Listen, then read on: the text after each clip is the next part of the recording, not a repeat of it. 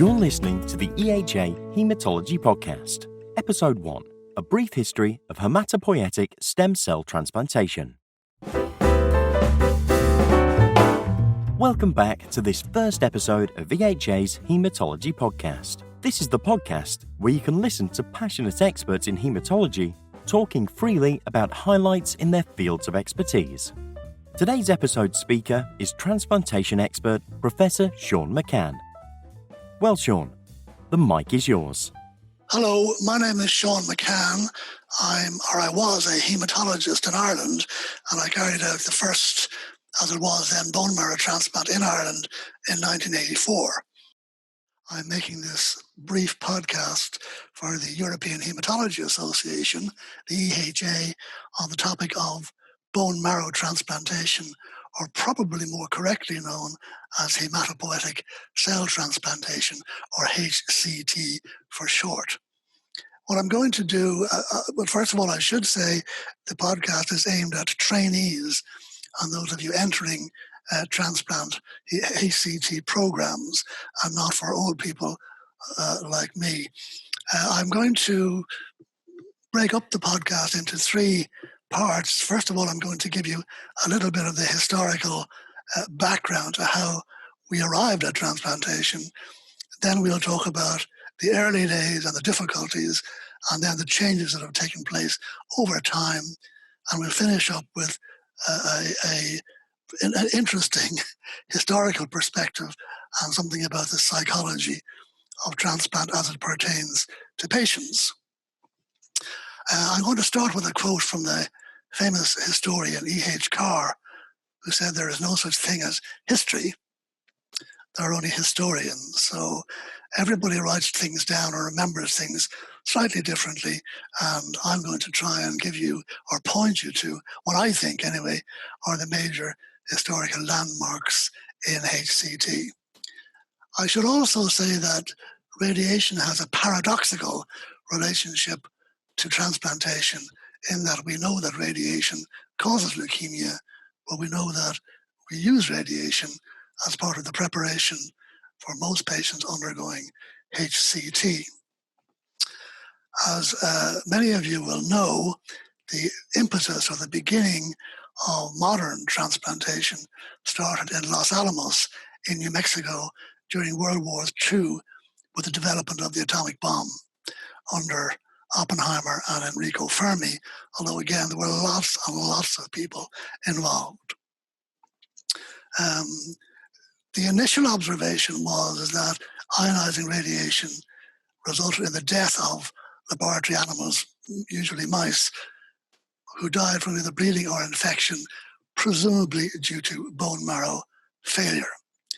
Now, interestingly, from my conversation with a few survivors of the Manhattan program, there was very little, if any, discussion between the physicists and the biologists. So when I talk to some physicists now, they're completely ignorant of the fact that their important physics research actually stimulated the development of transplantation. The other laboratory, which was extremely important in the early days in developing animal models, was the TNO in the Netherlands, run by Dirk van Beckham, and many of my colleagues today worked in his laboratory. Two people who I'm just picking out who were very important in terms of the clinical development of transplantation were a man called Leon Jacobson, who was able to show that shielding the spleen, which, by the way, in a mouse is a hematopoietic organ, would prevent these animals from dying if they were exposed to lethal doses of radiation. And the second was, in 1950, a very famous postcard sent by a man called Egon Lawrence from Windermere in England to his laboratory manager called Uphoff.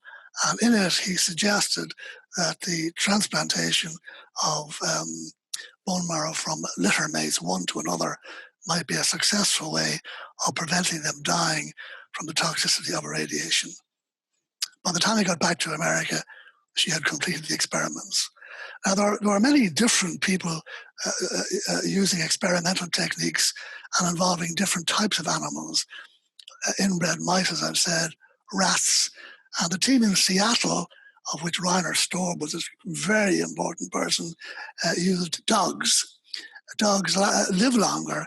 Obviously, they're much bigger, and they are probably a better model for clinical transplantation as we know it now. From the clinical point of view, the most famous names are Don Thomas, George Mathey, and George Santos, although, of course, there were many more. And another thing which is very important for you to remember is that new ideas, whether they be in medicine or in any other walk of life, are often criticized and rubbished by the establishment. And a man called Neumann in 1868 and his colleague Giulio Bizesero, if I pronounce that correctly, had the idea of stem cells, and this was totally rubbished, particularly by the establishment in France. And of course, it turned out they were absolutely right. Clinical transplantation started really in 1956 when Don Thomas and his team successfully transplanted genetically identical twins, although it was shown that even then you needed some form of immunosuppression. In 1958, a man called George Mathey tried transplantation on workers in Vinca, in what was then Yugoslavia, who were accidentally exposed to radiation. And although he used many different people for transplantation, there's no evidence that it really actually worked. Between 1940 and 1970, a lot of people tried transplantation and the results were uniformly bad. A man called Bort Morton in America looked at 200 transplants between 1940 and 1969. All recipients died. So you really needed someone who was very tenacious to continue, as many people left the field subsequent to that. And the man who was most tenacious of all probably was Don Thomas in Seattle and in the Fred Hutchinson Cancer Research Center. And he published a major paper in 1975 in the New England Journal of Medicine, which showed for the first time in a large cohort of patients that stem cell or bone marrow transplantation, as he called it then, was able to cure leukemia. Since then, of course, the source of hematopoietic cells has widened with the use of mobilized peripheral blood, and in 1989, the first use of umbilical cord blood. Now, umbilical cord blood, although it has many people who are very enthusiastic about it, does have a relatively limited use because size does matter. And the thought of using one or two umbilical cord bloods would divide about 50 mLs into a 200 kilogram footballer probably would be unsuccessful. So, as I said, size matters. The other two, I think anyway, huge developments were the identification of haploidentical transplants. This is giving the cyclophosphamide after engraftment, pioneered by George Santos, and again took a long time to get his colleagues to accept that giving cyclophosphamide after the infusion of the graft would be successful. Took a long time to persuade them. More recently, and I guess the cutting-edge therapy will be the use of CAR T-cell therapy in many diseases, acute leukemia and multiple myeloma. Whether that will make bone marrow transplanters or stem cell transplanters or HCT redundant or not remains to be seen. My bet is that stem cell or HCT will still be around for the foreseeable future. A lot of practical changes occurred over the last 30 or 40 years. Initially in the unit in Seattle, which was the largest transplant center in the world when I went there in the early 1980s, used laminar airflow rooms. These proved to be very cumbersome, expensive, and really are not used in modern purpose-built centers. And they use positive pressure ensuite rooms instead, which are much more user-friendly. The other invention which I think changed things forever was the invention by the pediatric nephrologist Hickman of the so-called right atrial catheter, or the Hickman catheter. It seems a very simple thing, but it made venous access to patients possible, and it also allowed us to give total parenteral nutrition, because most patients, certainly in the early days, after what we call myeloablative conditioning, didn't eat anything for 2 or 3 weeks following the procedure. The other 3 remarkable changes were the advent of more modern antibiotics, the use of platelet transfusions on demand. You need to remember that when I started transplant in the early 80s, platelet transfusions were not available on demand, and that's been a huge asset, and obviously to patients as well as to physicians. And lastly, but not leastly, the development of antifungal therapy.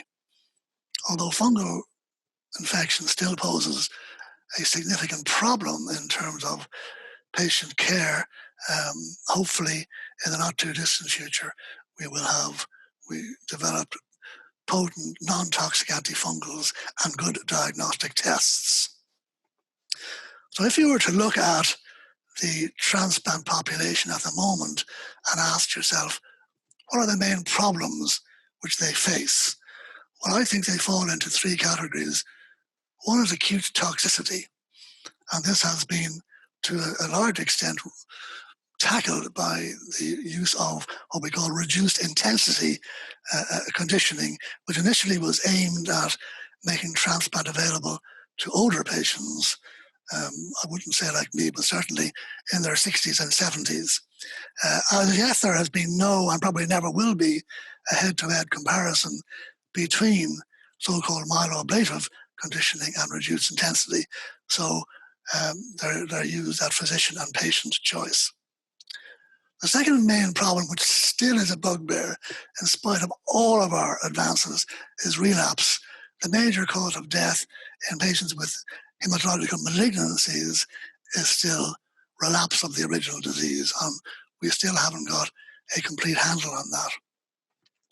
And lastly, but very important, is what we call long-term toxicity.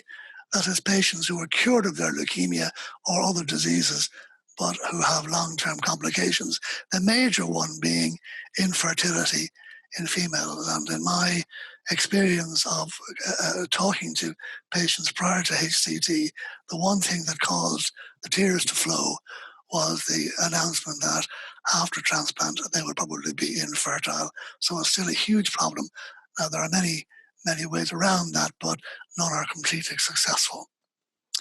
I think what the current development of transplant shows is absolutely unprecedented cooperation across countries and continents by doctors. So it has now made the, shall we say, the procedure available in practically every country in the world. An area which I feel strongly about is the lack of interest in doctors on the psychological impact of transplantation on patients. I carried out a very large prospective randomized study and published the results in 2011. And in spite of showing clearly that multimedia art intervention could reduce anxiety and completely change the expectation of the difficulties of patients undergoing HCT, doctors universally showed little, if no, interest. I presented the results from Singapore to San Francisco, and as I say, unfortunately, got very little interest, I should say, including in my own colleagues.